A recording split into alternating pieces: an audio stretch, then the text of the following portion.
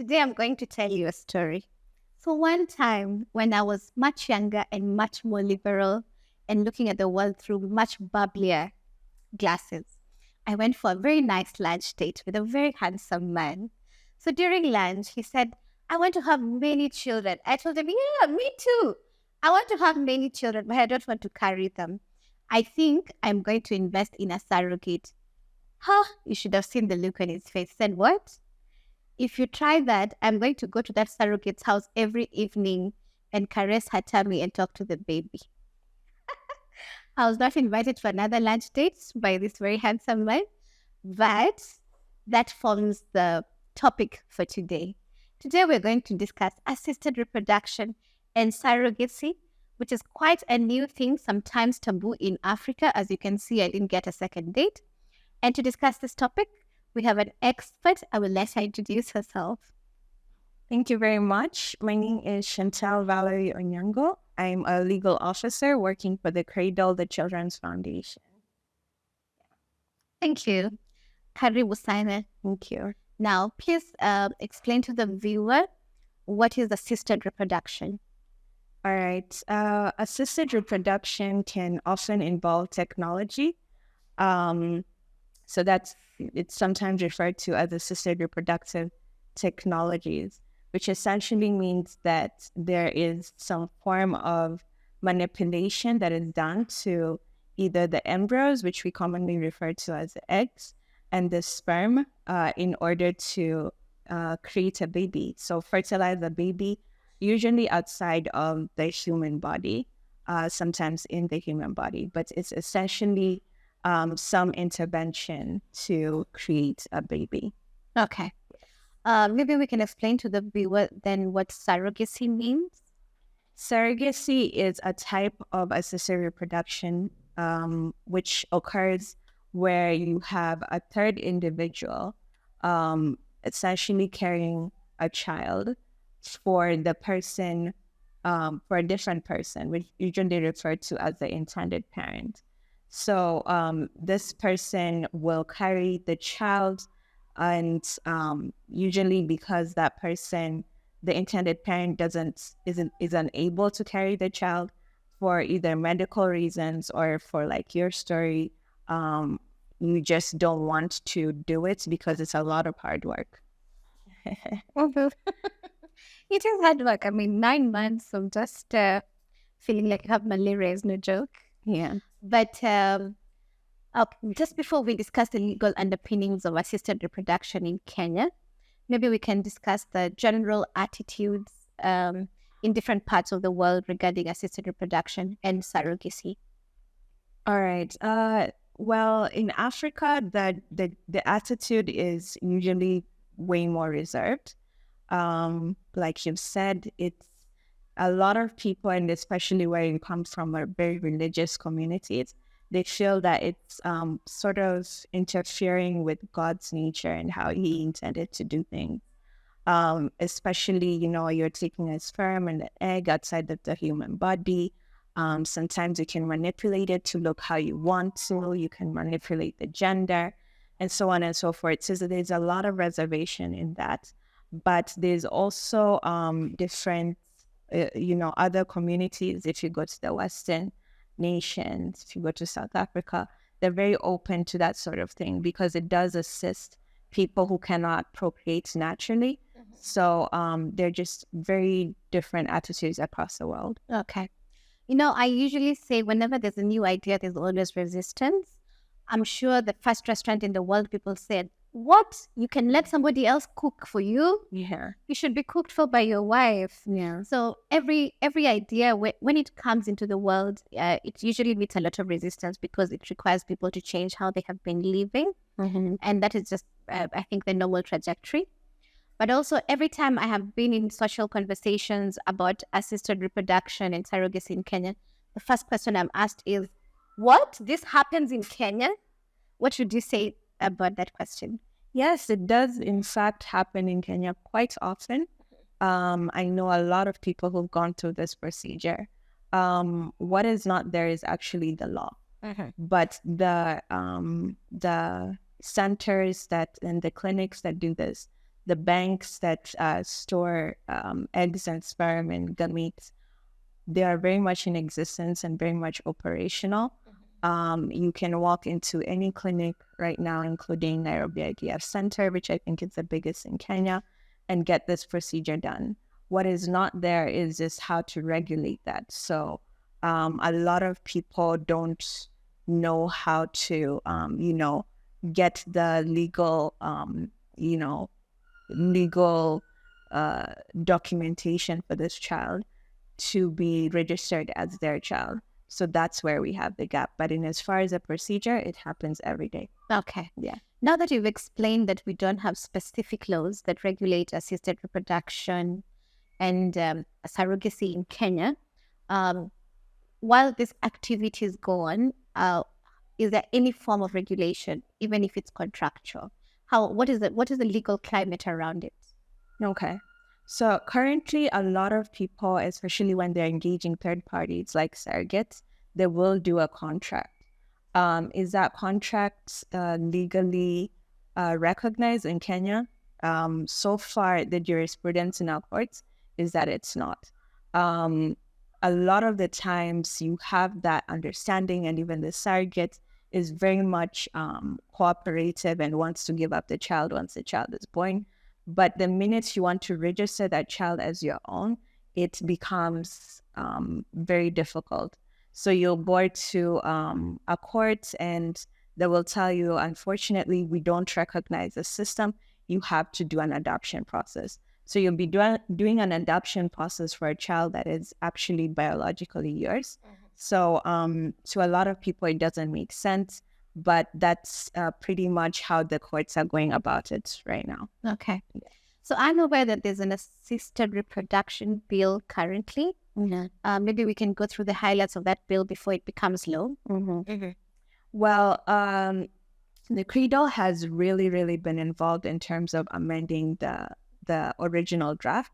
So what we had, which was, or what Honorable Millie Mabona, who is the sponsor of the bill, had as the original draft, has been significantly amended by different civil society organizations and especially by the CREDO.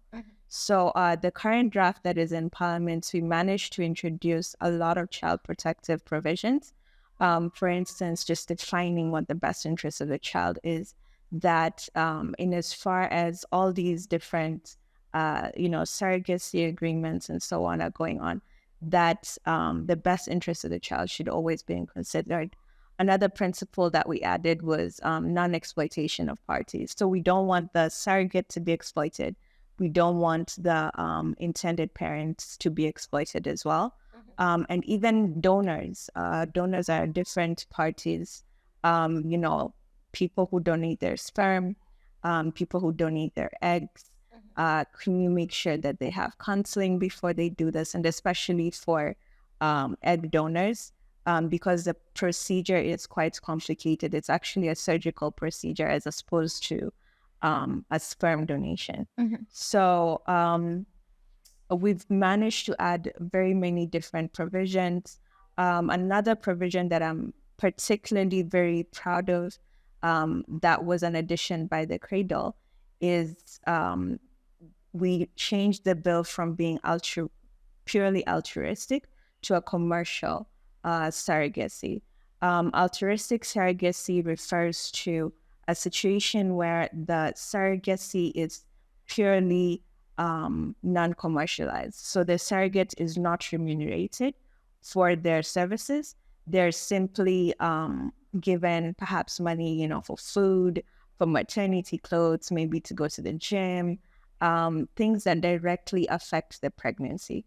But with a commercial surrogacy, you are actually remunerating the surrogate over and above their actual contribution to the pregnancy. So you're saying that, a surrogate is essentially doing you a very great service.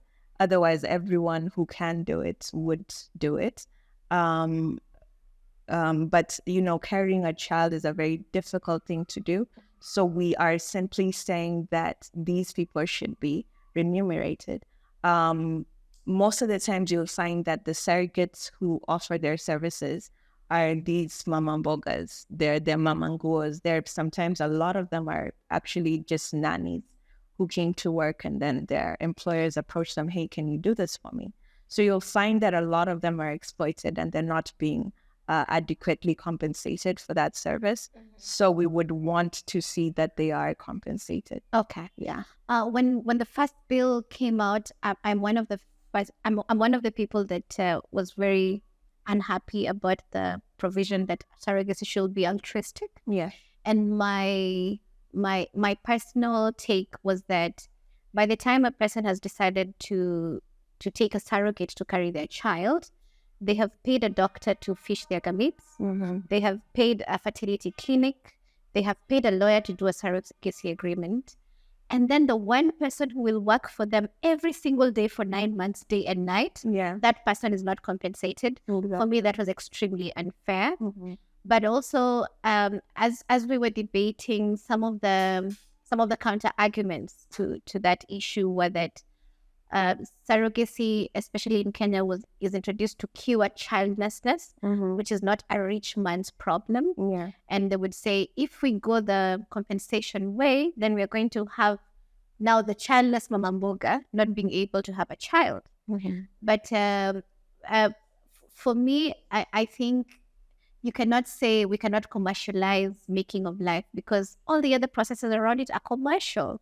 So why should this not be commercial?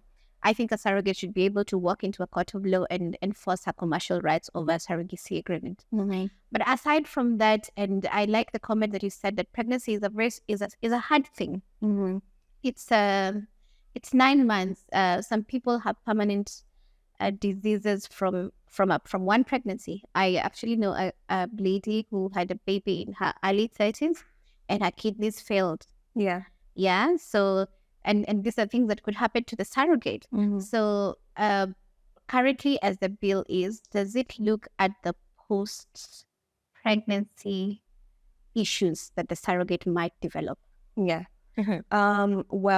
another provision that we introduced to that bill was actually the issue concerning insurance.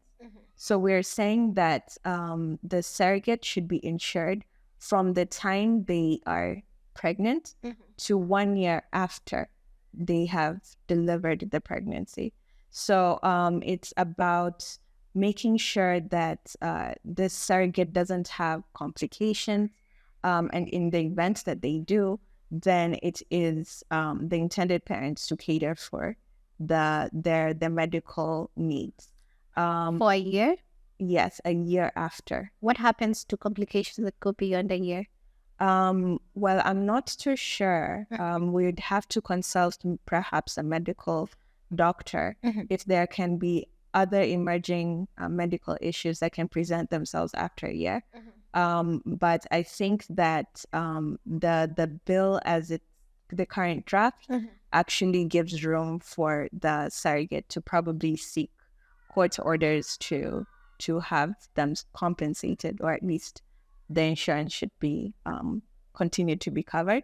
But then another thing which is closely related to that is the issue of counseling. Other than the physical repercussions that might come with pregnancy, there is or very likely to be some mental issues, even in relinquishing the child. And even something else, again, that I'm very proud of is the children around the surrogate. Perhaps the surrogate already has children of their own. They're expecting a new baby brother or baby sister. They're affected mentally by the fact that this child has been relinquished. So we would want, the mental health of the surrogate as well as the children around her and any other person who is affected to be to receive counseling prior to the birth of this child, so that everyone is prepared mentally. And even after, if the surrogate still needs some mental help, then that's something that they can still receive. Okay. So a good law is the one that balances the rights of both parties in a transaction. And so far I can see that it has tried to cover the interests of the surrogate. but then there's the interest of the commissioning parent or the intended parent. I just learned from you that there's sometimes the commissioning parent is not the intended parent. Yes. Maybe you can explain that to the viewer. Okay. Well, the commissioning parent refers to the parent who is the biologically related to the child. So they are the gamete donors. They can either donate their eggs or they donate their sperm. The intended parent is the person who eventually receives the child. Sometimes these people are one and the same. There are instances where I might have a problem carrying a child, so I need a surrogate to carry the child, but my eggs are perfectly in order. There are also times where my eggs have an issue and I cannot carry the child. So I engage the services of the commissioning parent who has a biological link to that child to donate their eggs. So essentially we have 3 parties. There's even times where you can have 4 parties, especially if you're working with a man and a woman and a surrogate and so on. Yeah. Okay. I like that you mentioned that the genetic link, but now in as far as balancing the rights of the commissioning parent or the intended parent and the surrogate, in what ways has the bill taken care of the interest of the commissioning or intended parent who wants the child, who sometimes operate at the mercy of a surrogate? Yeah. With the current legislative framework, honestly, they are at the mercy of the surrogate. But hopefully, if this bill is enacted, what will happen is that immediately the child is born, then that child will be registered as the intended parent's child as opposed to the surrogate. So there'll be no more court processes where you have to go seek for adoption. So the doctor is notified that this is not the surrogate's child, but the intended parent's child, and then thereafter that child is registered immediately. There have been some issues concerning, whether there should be parental orders. There are some who feel that, seek the parental orders prior to the birth of the child, which would kind of look like an adoption, but probably fast-tracked. But currently, the bill as it is drafted is that as soon as a child is born, then they can register that child. Another protection is the fact that the parents, the intended parents, can even negotiate the terms with the surrogate in terms of, can you smoke, can you drink, things which will definitely affect the health of their child. Of course, smoking and drinking can bring disabilities and so on. So they are protected in that way. They can bring a clause within their surrogacy agreement saying, these are your restrictions, but of course not too restricted that you are affecting the life of the surrogate in such a significant manner, but in a way that protects the child.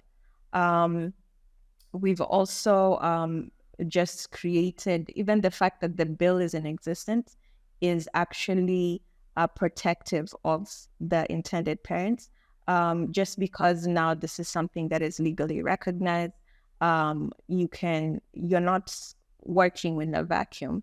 But all in all, we've really tried to stress the fact that there's non-exploitation of either one of the parties. Yeah. Okay. I have a slight, not a slight problem. Actually, I have a big problem with the registration of a child in the name of the intended parent as soon as they are born. And my personal issue is that, first of all, you have to establish a genetic link because just biologically, a person can get pregnant while they're pregnant. So that means I can conceive on Monday and conceive another child on Friday. And as the bill as drafted, if I'm the surrogate and I have been fertilized with the gametes of my commissioning parent on Monday, and then I conceived my own child on Friday, the bill as it is would have both children go to the intended parent, right? Yes, it would. But in such a scenario, probably the surrogate can perhaps raise an issue and say, I suspect that this child is actually not yours. And maybe perhaps even the doctor or the fertility doctor can say, actually, this egg did not split into two, or there were not two eggs which were fertilized. This child is likely not to be biologically related to you. Okay. So, but going back to, you made a comment, and I think it's a very valid comment.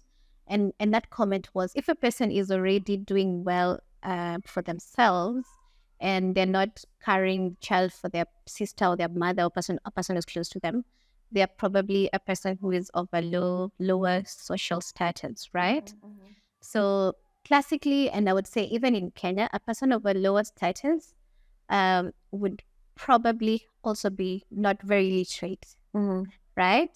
So the chances that such a person would have the understanding that these twins, one is mine, but one belongs to the commissioning parent, I think such a person would not be in a position to really, really understand that. yeah. Right?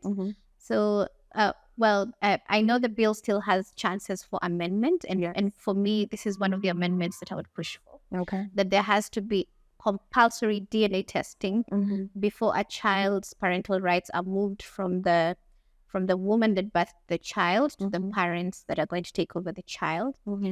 But also on the issue of DNA testing and the genetic link. When we started to discuss the issues of assisted reproduction and surrogacy during the first bill, would we call it a moral issue, and the emerging issue of designer babies? Yeah. Where a person who is not genetically linked to a child can go to a gamete shop literally and say, give me ovum of a woman who is this skin color, with these hips and this kind of hair. Give me a man with this give me the sperm of a man with this IQ.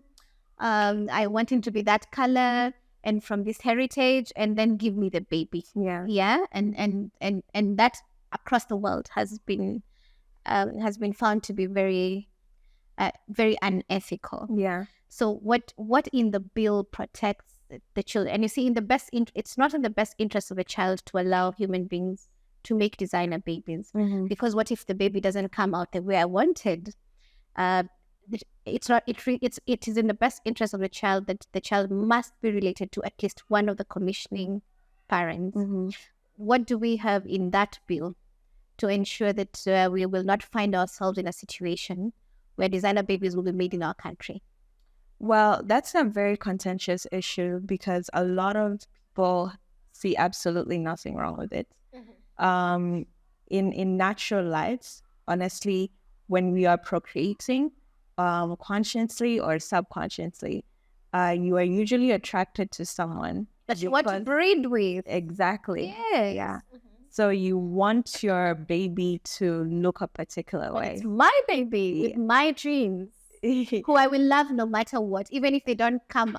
If I choose a person for some features, and my baby doesn't come out with those features that I thought they would have, I would still love this baby because it's mine. And that falls to the best interest of the child. The fact that this child is still genetically related to me, so naturally I will still love it. Yes, but there are situations where a person goes to a sperm bank and looks for specific features, but then the sperm will be inseminated into her. So she will still have that genetic link. Yes. So what I'm seeing is a lot of people find nothing wrong with that. The common argument that I hear is that you're playing God, you know.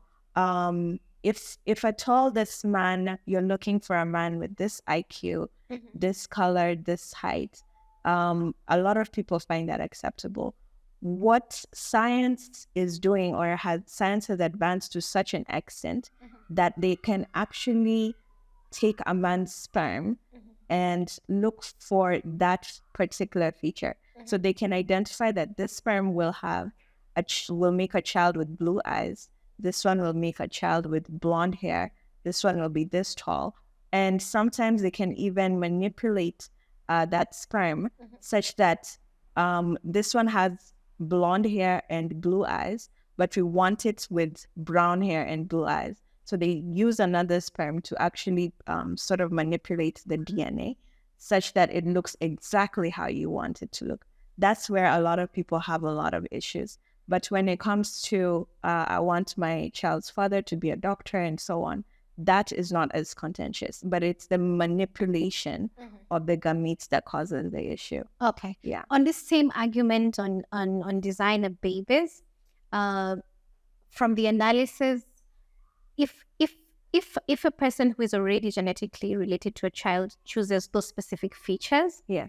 then it's not as immoral as when the child is totally not related to either of you. And the argument is, if you're going to pick gametes of two different people who are not you and make a child, why not just walk into a children's home and pick a ready-made one? Yeah. Why are we making a new one who is not related to me, not related to my spouse? I'm just taking certain features from a male and a female gamete and made a child.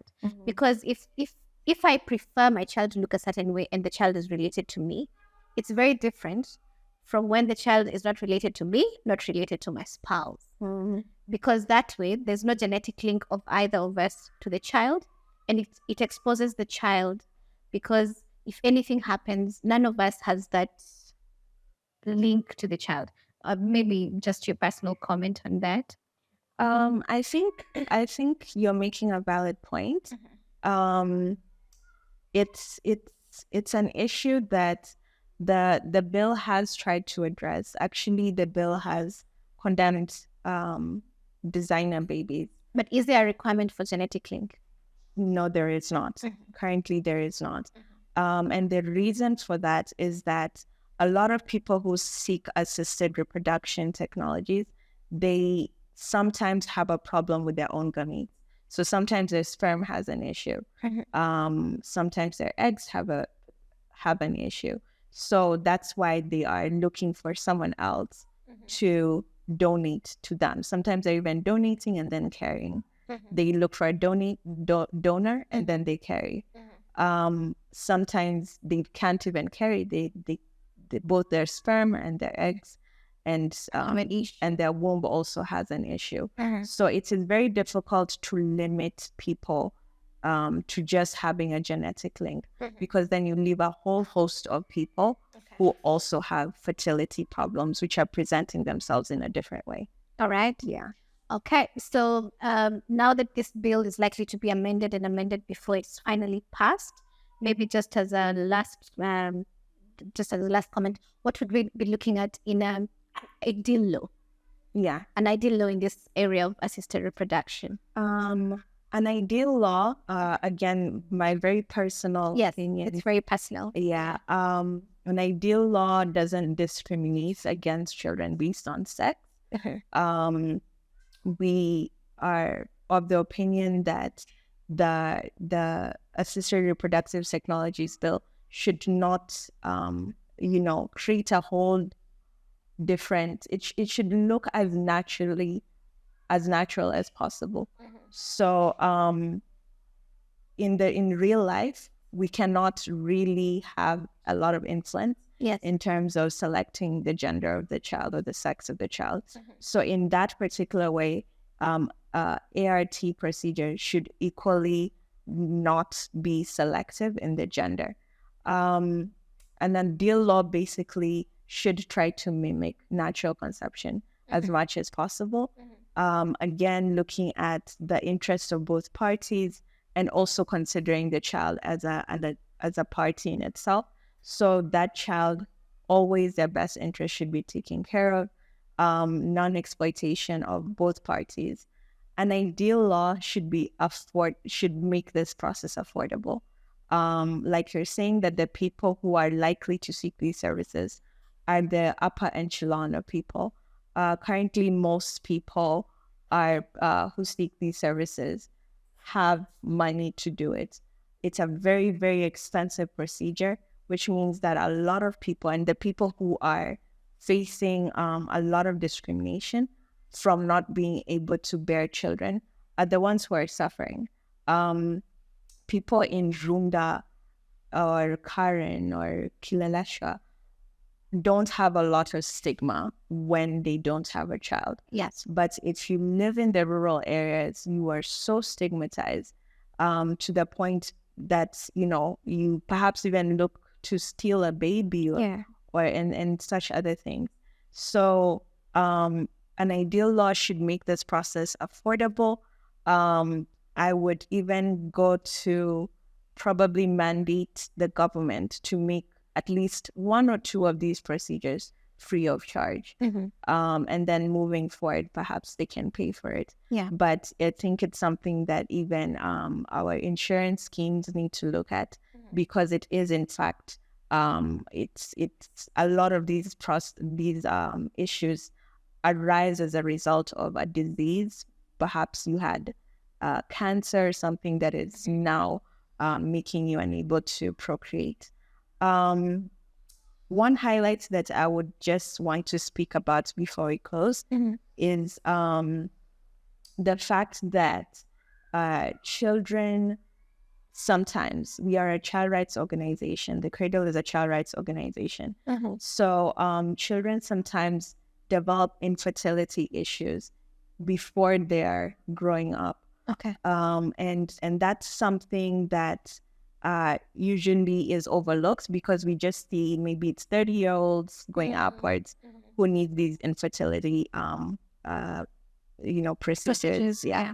But children, sometimes perhaps they've developed cancer and they need to go through chemotherapy.